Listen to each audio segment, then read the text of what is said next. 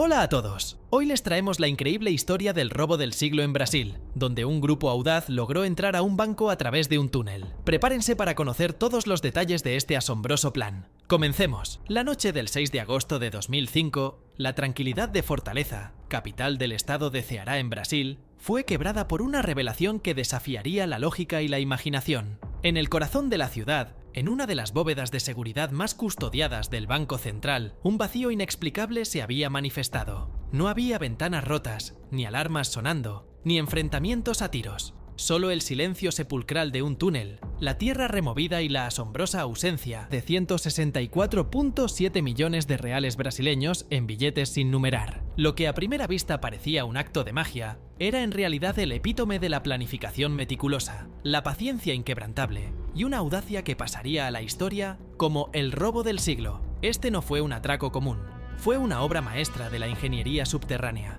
Un ballet criminal ejecutado con la precisión de un relojero y la perseverancia de una excavadora. Durante meses, un grupo de mentes maestras y obreros anónimos trabajaron en las sombras, literal y figurativamente, para penetrar el impenetrable. Su objetivo, una fortuna que convertiría a cada miembro en millonario y un lugar en los anales de la historia criminal global. Este es el relato de cómo un sueño descabellado se convirtió en una realidad asombrosa. Un agujero negro financiero que dejó a las autoridades rascándose la cabeza y a la nación preguntándose cómo era posible tal proeza. Los cerebros detrás del plan, cuya identidad completa aún hoy es objeto de debate y especulación, entendieron que un asalto frontal era impensable. La seguridad del Banco Central era de alta tecnología: cámaras, sensores de movimiento, guardias armados, puertas blindadas y una estructura construida para resistir cualquier embate externo. La única forma de sortear estas defensas era ir por debajo, literalmente. La idea de un túnel no era nueva en el mundo criminal,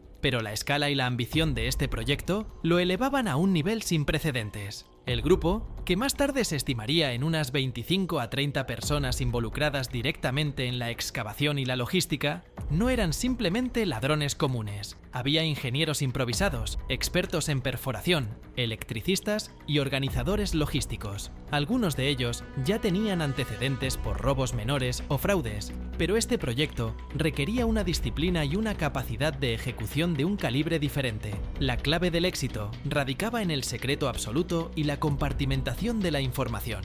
Nadie, excepto los líderes, conocía el alcance total del plan, y cada miembro solo era consciente de su tarea específica. La casa en la Rúa 25 de Marzo fue adquirida en marzo de 2005 bajo un nombre falso, por un valor irrisorio para lo que se convertiría. Los vecinos vieron a los nuevos inquilinos como empresarios de una empresa de paisajismo, una fachada perfecta para justificar la inusual cantidad de movimiento de tierra. La fachada de Gramado Sintético Ltda fue registrada legalmente, lo que les proporcionaba una tapadera creíble para sus actividades. Furgonetas blancas con el logotipo de la empresa se movían constantemente, cargando y descargando sacos que, según la coartada, contenían tierra y césped artificial. En realidad, la tierra salía y entraba, para ser luego transportada a otro lugar, a cientos de kilómetros de distancia, en una mina de yeso. El trabajo comenzó con una meticulosidad pasmosa. En el interior de la casa, construyeron un barracón de lona para ocultar el orificio de entrada del túnel. Instalaron un sistema de ventilación improvisado pero eficiente, crucial para la supervivencia de los excavadores bajo tierra, y una rudimentaria pero efectiva iluminación.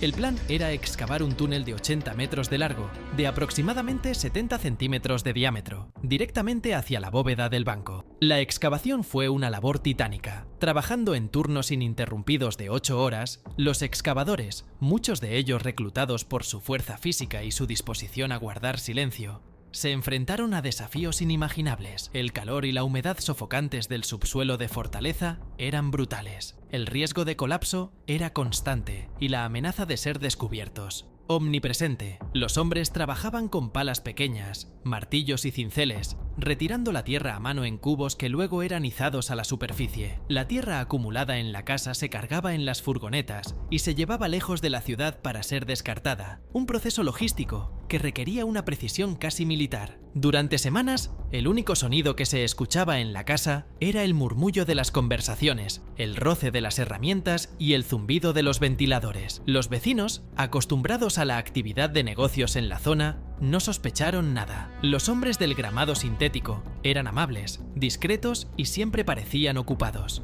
La apariencia de normalidad fue su mejor arma. Lejos de ser un simple agujero en la tierra, el túnel del robo del siglo fue una obra de ingeniería improvisada, pero sorprendentemente avanzada. Los ingenieros improvisados del grupo habían estudiado la geología del área, la ubicación de las tuberías subterráneas y los cimientos del banco. Utilizaron GPS y brújulas para mantener la dirección correcta, una hazaña notable bajo tierra. La iluminación en el túnel se lograba con bombillas alimentadas por un generador, y la ventilación era esencial para evitar la asfixia por la falta de oxígeno y la acumulación de gases. A medida que el túnel avanzaba, se reforzaba con madera y láminas de plástico para evitar derrumbes. Se instaló un sistema de carritos sobre rieles improvisados para facilitar el transporte de la tierra excavada y el equipo. La precisión del túnel era vital. Cualquier desviación significaría emerger en un lugar equivocado, comprometiendo toda la operación.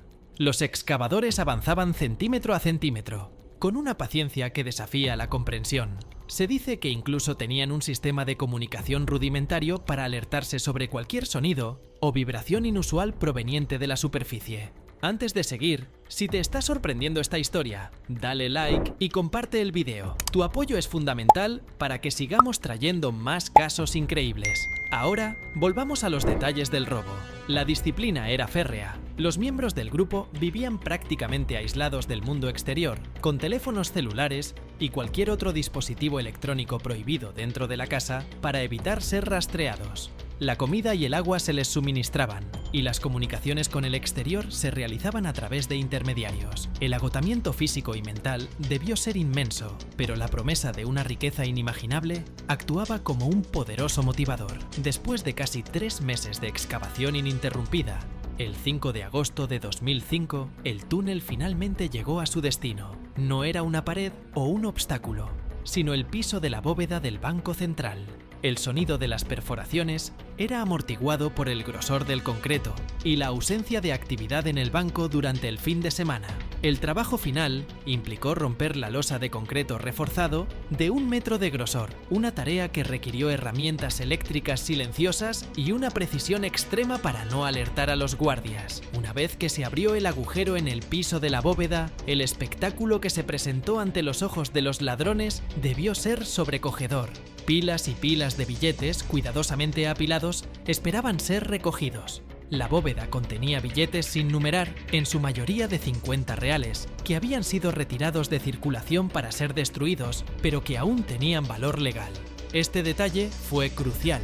Los billetes no numerados eran mucho más difíciles de rastrear que los billetes comunes. La noche del 6 de agosto, el plan de extracción se puso en marcha. Los ladrones, utilizando carritos especialmente diseñados, comenzaron a sacar los fajos de billetes del túnel. Se estima que fueron necesarias varias horas para cargar los 164,7 millones de reales. El peso total del dinero se calculó en unas 3,5 toneladas, una cantidad gigantesca que por sí sola es un testimonio de la audacia del robo. La operación fue silenciosa, eficiente y, una vez más, totalmente indetectable. Al amanecer del 7 de agosto, el túnel estaba vacío y los ladrones habían desaparecido sin dejar rastro. La mañana del lunes 8 de agosto de 2005, la noticia del robo estalló como una bomba. Los empleados del Banco Central, al abrir la bóveda, se encontraron con el agujero en el piso y la asombrosa ausencia del dinero. El pánico se apoderó de las autoridades. ¿Cómo era posible? ¿Cómo había logrado alguien perforar el piso de una de las bóvedas más seguras del país sin ser detectado? La Policía Federal fue movilizada de inmediato. La casa en la Rúa 25 de marzo fue allanada y lo que encontraron dejó atónitos a los investigadores: el barracón de lona, el orificio de entrada al túnel, el sistema de ventilación, los restos de herramientas y la evidencia de una operación a gran escala. La prensa brasileña y mundial se volcó sobre la historia. Los titulares gritaban: el robo del siglo, la audacia subterránea, los ladrones fantasma. El caso se convirtió en una prioridad nacional. La presión sobre la policía para encontrar a los responsables era inmensa. Sin embargo, los ladrones habían desaparecido sin dejar huellas dactilares significativas ni ADN. La meticulosidad con la que habían llevado a cabo el robo se extendía también a su escape y la eliminación de pruebas. La investigación que siguió al robo del siglo fue una de las más grandes y complejas en la historia criminal de Brasil. A medida que la policía profundizaba, comenzaron a desentrañar la red de complicidades y la identidad de algunos de los participantes. El rastro del dinero, aunque difícil, no era imposible de seguir. A pesar de que los billetes no tenían numeración, el volumen de efectivo de repente en circulación en ciertas áreas comenzó a levantar sospechas. Los primeros arrestos no tardaron en llegar, aunque no sin contratiempos. En los meses y años siguientes, varios miembros de la banda fueron capturados. Algunos fueron traicionados por sus propios compañeros, otros cayeron en la tentación de gastar el dinero de manera ostentosa, y otros fueron víctimas de la propia violencia interna de la organización. La historia de algunos de los participantes se volvió tan trágica como fascinante. Luis Fernando Ribeiro, conocido como Fernandinho, uno de los presuntos cerebros, fue capturado y se convirtió en una figura central en la narrativa. Otros fueron secuestrados y asesinados en disputas por el reparto del botín. La recuperación del dinero, sin embargo, fue mínima. Apenas una fracción de los 164,7 millones de reales fue recuperada. Gran parte de la fortuna se disipó rápidamente, lavada a través de negocios fachada, invertida en propiedades o simplemente gastada en lujos efímeros. El botín, que prometía una vida de opulencia, a menudo trajo consigo desgracia, violencia y la prisión para muchos de los involucrados. El robo del siglo en Brasil trascendió el ámbito de la criminalidad para convertirse en un fenómeno cultural. Se han escrito libros, se han filmado documentales y películas, y la historia sigue siendo objeto de fascinación y debate. Más allá de la audacia y la ingeniosidad de los ladrones, el robo expuso vulnerabilidades en la seguridad de instituciones supuestamente inexpugnables y planteó preguntas sobre la corrupción y la capacidad de las autoridades para proteger los bienes públicos. Hoy, la casa en la Rúa 25 de Marzo ya no existe. El Banco Central ha reforzado sus medidas de seguridad hasta niveles sin precedentes, pero la historia del robo del siglo sigue viva. Un testimonio de una proeza criminal sin igual que dejó una marca indeleble en la memoria de Brasil y en la historia de los grandes atracos del mundo. Un agujero en la tierra, que una vez fue el portal a una fortuna, ahora es una leyenda, susurrada con asombro y admiración, y que nos recuerda que, a veces, lo más audaz sucede justo bajo nuestras narices, en el silencio y la oscuridad del subsuelo. Y así concluimos la fascinante historia del robo del siglo en Brasil. Si te ha gustado este video, no olvides darle like y suscribirte para más relatos sorprendentes. ¡Hasta la próxima!